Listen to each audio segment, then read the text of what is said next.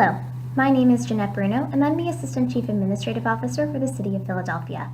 I'm excited to share with you all today some of the work that our office is doing on our journey to become a better vendor partner and a better partner to our colleagues here in government, and talk you through some of the techniques that we've used to help redefine our request for proposal process here at the City of Philadelphia. The Office of the Chief Administrative Officer is a relatively new office for Philadelphia city government. We were created in January 2016 by Mayor Jim Kenney to address his pillar of creating a more efficient and effective government for our citizens.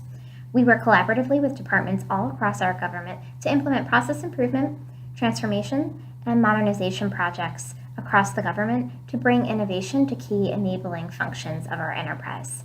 For the last 2.5 years, we've worked significantly in the procurement modernization space, working on programs and initiatives that help us become a better partner and help us bring our procurement operations into the 21st century. One of our driving philosophies here in our office is to redefine what it means to be a vendor partner and what it means to do business with the City of Philadelphia. And so we focus significant time and resources on this larger question. Our office implements incremental improvements to move our city's procurement into the 21st century, and we've decided to focus on procurement because it really is the backbone for how city government operates and functions. It has really practical implications for how we do business here at the city.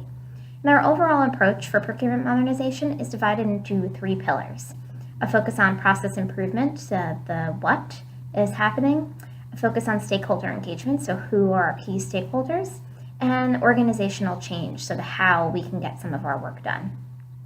Around our stakeholder engagement pillar, we wanted to figure out how we could leverage some of the principles and techniques of human-centered design to identify user challenges and really drive creative solution building collaboratively with our stakeholders. So we use these human-centered design principles of empathy, iteration, testing, and piloting to really guide a lot of our work that we did with our vendor community, so we could truly understand vendor problems, perspectives, and pain points, map their journey, and think outside the box in terms of solutions. As part of this work, we did a very intense discovery process. We hosted vendor focus groups and interviews and design thinking sessions with different vendors from all over the city at chambers of commerce. We were able to engage with vendors who have worked with us previously and also vendors who haven't worked with us at all, so that we could capture a real diversity of perspective. And we really wanted to map their journeys, their pain points, capture that meaningful feedback that we could then use to drive some solution building internally. What we learned through these sessions with our vendors were that, first and foremost, if you have a contract with the city, it takes a long time for us to pay you.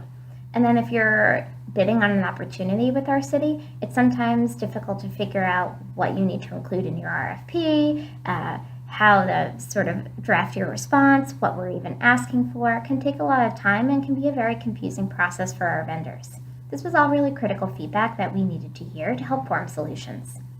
Similarly, we conducted a similar process of interviews and focus groups and design thinking sessions internally with our city staff to understand their main challenges in the drafting process for RFPs. And what we learned is that RFPs are really time-consuming to write, and it's really hard to write a clear and concise scope of work, and that the review process can often be very arduous. So we took all of this feedback that we heard around our contracting process and our RFP process and decided to pilot and test some solutions that we thought would help solve some of these pain points. So to address all this feedback, we took a 2-pronged approach. We began at the back end of our process with our contracting process and implemented an electronic signature solution for our contract conformance. So we can't pay a vendor without a conformed contract on record. And so by using an e-signature platform that we've now rolled out across the government, we're able to conform our contracts faster, which means we can pay our vendors quicker. So in fiscal year 16, before we rolled out the platform, it took an average of 74 days for a contract to be conformed. Now that we've rolled it out citywide, that average is anywhere from 24 to 38 days. So there's significant time savings, significant efficiencies that have been created as part of that process. When we solved for the back end of the process, we turned our attention this year to the front end of the process, so RFP drafting and review. And we partnered with a small startup out of California called Gutless to pilot their RFP drafting tool with 20 RFPs here internally in government. And so you can think of Gutless is like a TurboTax-like tool for writing RFPs. So our templates have already been loaded in there. You pick what you're asking for. You can pull different pieces of scopes of work from past RFPs, from different cities' RFPs. So it really takes a lot of the guesswork out of drafting your scope, drafting your opportunity. And then from our perspective, it means that we create consistent and clear products each and every time we write an RFP. So all of our correct terms and conditions are automatically applied. This helps facilitate our review and helps ensure that every single opportunity we put out is clear, easy to read, and consistent. Now, we're still in pilot mode with Gutless, but we have noticed some efficiencies that have been created as part of this process. So where initially users were polled saying it takes anywhere from 230 hours to engage in the drafting and posting process of an RFP, we've gotten that down to about a user-reported 17 hours of labor per RFP. So that's a time savings of 93%. And while we're still in pilot, we're really excited about these initial results and excited about what this might mean for the future of RFPs here in Philadelphia.